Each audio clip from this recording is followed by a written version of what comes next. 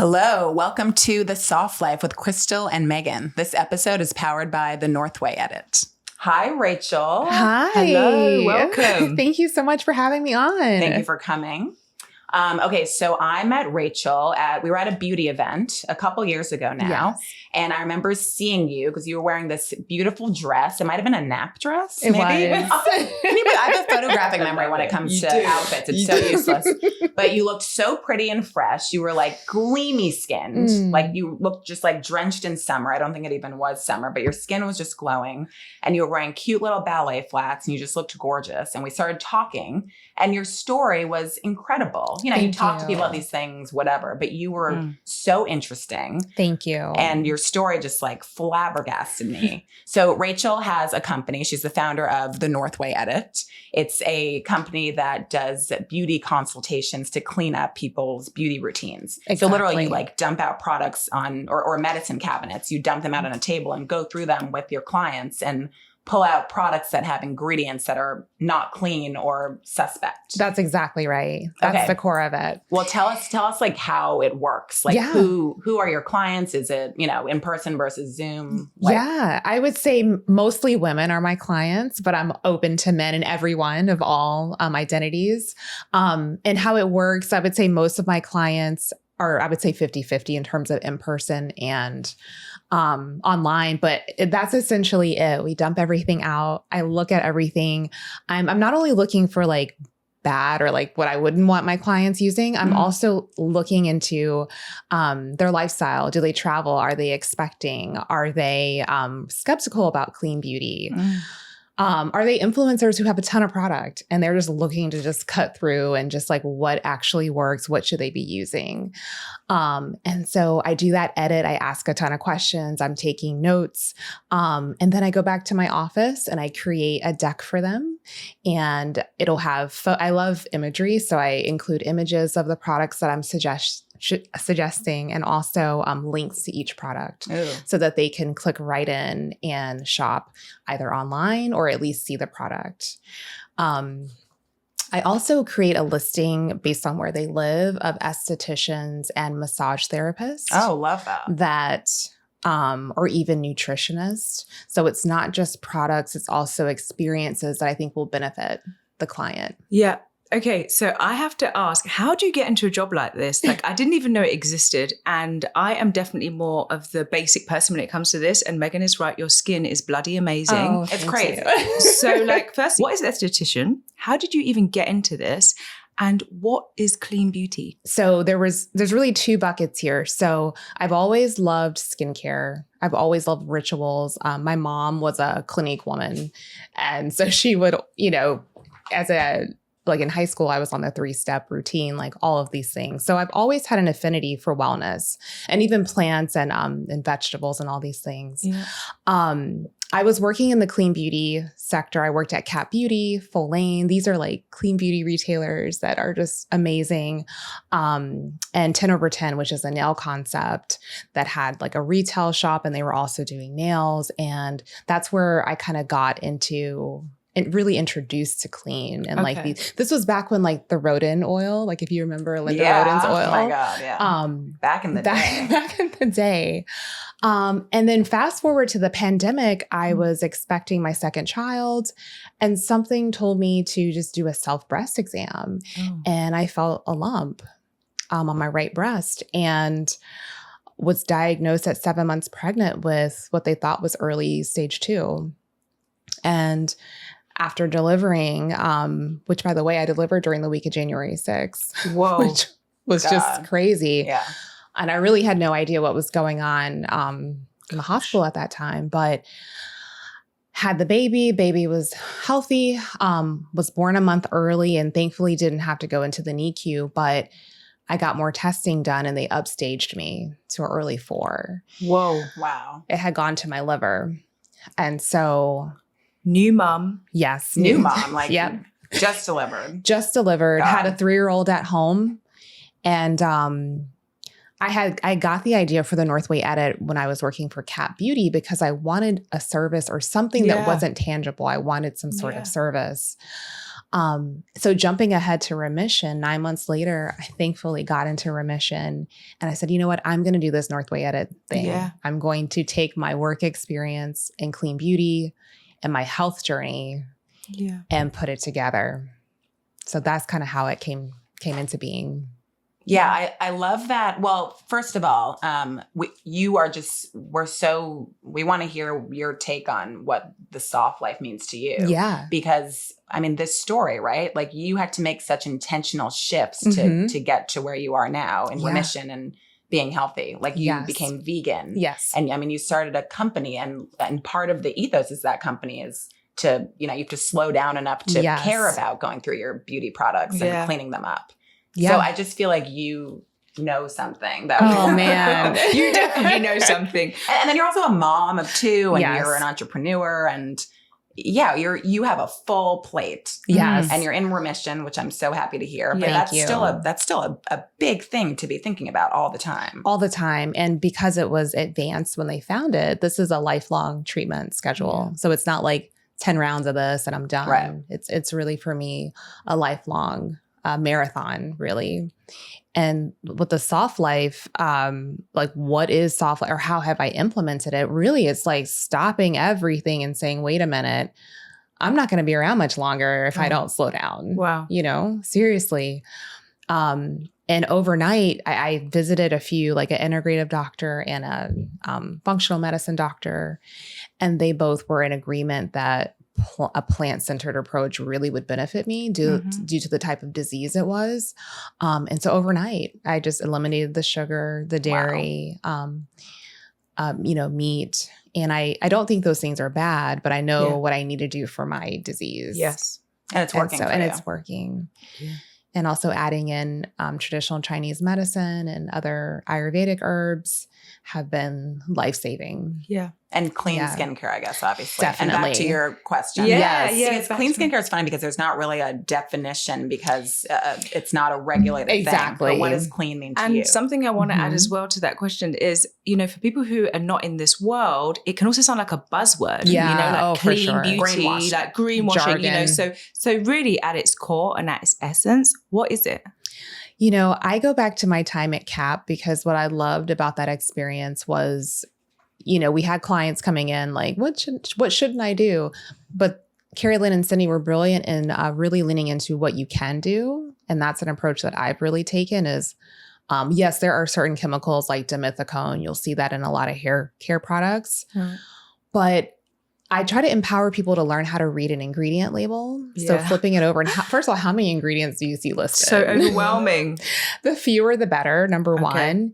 And then starting from the first ingredient listed to the last one is going to tell you the concentration levels. So that first one is going to be higher concentration and then it descends from there. Yeah. So those two pieces of information I feel like are a great way to kind of discern what is clean, because if something has maybe 5 or 6 ingredients, great. Like, let's start there. Like, there could be something sneaky in there that's not good, but I would rather people be using products with fewer ingredients. Yeah. That's possible. To start. Yeah. And then what's an esthetician? Yes, please. If I can pronounce it. Yes.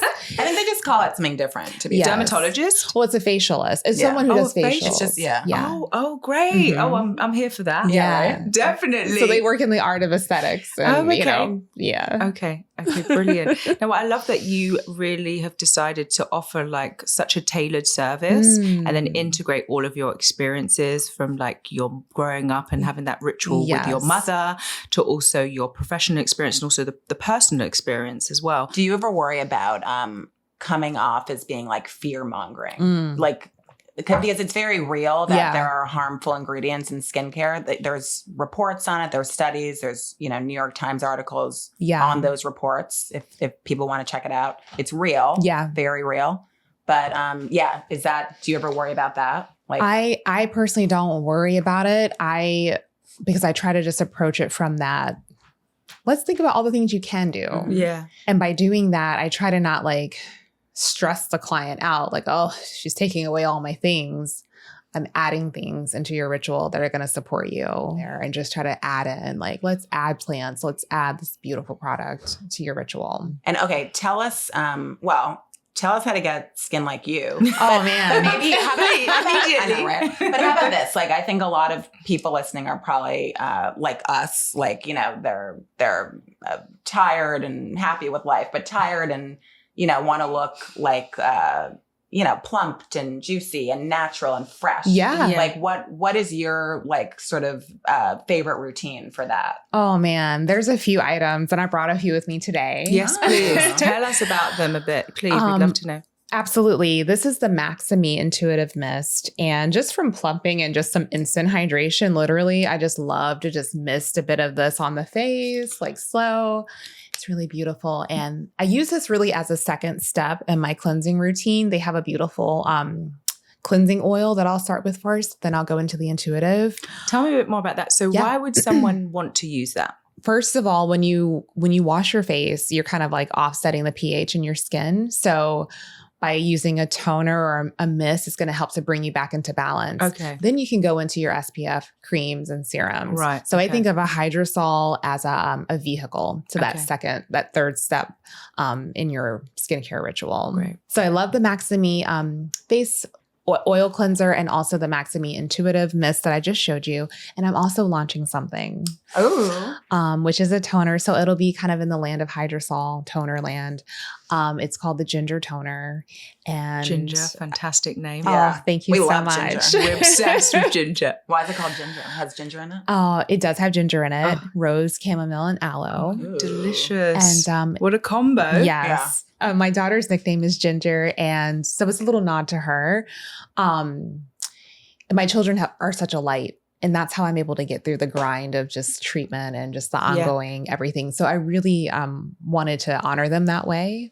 I was hesitant to develop a product because I love the Northway Edit as a service. Yeah. But I think this will be a little piece that people can take home with them. Yeah, that's interesting because I wanted to ask you about that. So you've gone from really working in the industry for companies, now really giving that individual attention to people depending on what they need, which I love. And you can do it remotely, which is awesome. You're definitely not someone that would be like scary. If someone asked me to see my cabinet, I'd be terrified. But if it was you, I actually wouldn't. You feel really relaxed. You're not like terrifying in that way. And now you're going into product, right? So is that nerve-wracking? But also, why a toner? Yeah, I love a toner because I think it's the one category that people will flex with and try something new. So oftentimes I see clients get really glued to their serum or their mascara. They won't try any others. Yeah. Or once they lock into one, like that's it.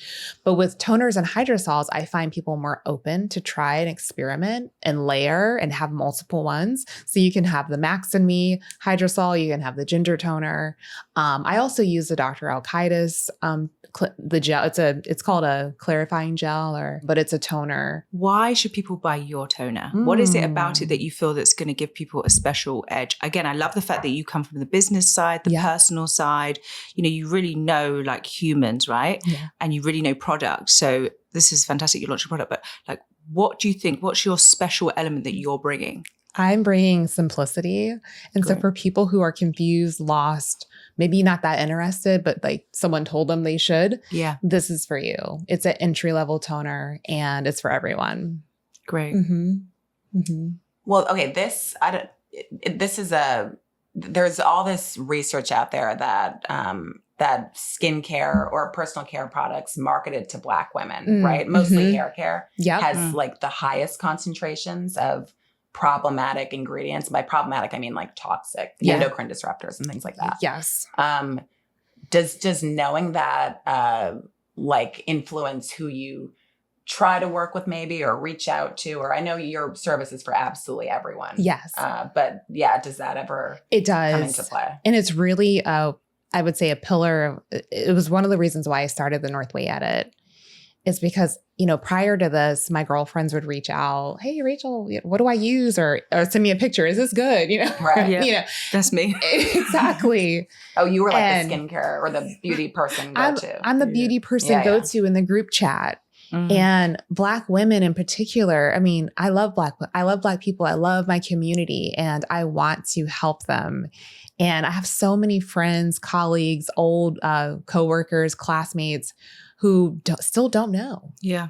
they don't know, or they're too busy to do the research. They're too busy with raising families and working.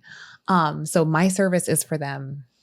It is for them. I'm from Atlanta, Black Mecca. So this is for our community. And I really love that you've mentioned that, because so much of the time we're so busy. I mean, we know this is like such a cliche, but we're so busy taking care of other people. And I love that you really offer this service where it's like, you deserve to have that time to work this out for yourself.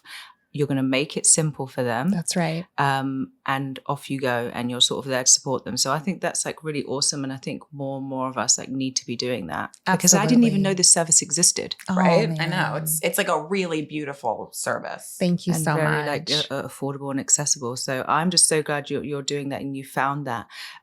What are your hopes for the future? Oh yeah. Bringing the Northway edit to more people. And through the toner, I'm hoping that it's almost like a little billboard that can go around and just get the word out, to just help people, saving lives, honestly, saving people through their rituals. Yeah. That's really what it's about. Great. Okay, Rachel, tell us. So Chrystal and I have this tradition where we give each other sort of like a challenge, like a soft life challenge. Yeah. There's this thing called liming, and it comes from the Caribbean, and it basically just means you're like chilling, like you're not scrolling, you're not drinking something, you're not you're just there, steeped in the present. Like I love that. You're just stooping it, just sitting. Yeah. So that's called liming. So we try to do things to sort of to make it so that you have to be in the present. Amazing. So I'm wondering if you have a soft life challenge, liming challenge that you could give us. Like mine was just Chrystal made me listen to a whole album instead of like just like cherry picking songs, Yeah. Something like that. I do have a challenge.